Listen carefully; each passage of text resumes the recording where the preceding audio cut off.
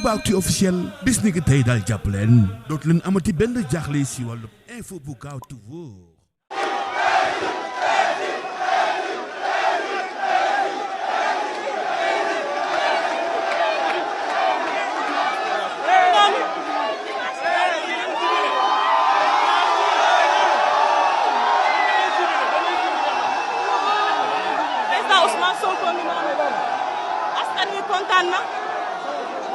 La jeunesse a encore gagné.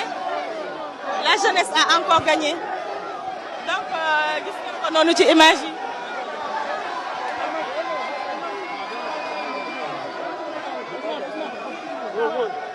Alors mu ngi dellu ginnaaw.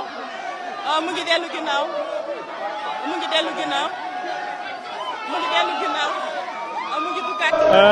Ousmane Sonko ak seegul waaye daanaka mel na ni moom Ousmane Sonko dafay nekk parce que patriote yi comme ni ma la ko waxee kenn ku si nekk rek ba nga déggee information bi daal yaa ngi dégg noonu gars yi ñu ngi naan ñun Sonko la ñu bëgg.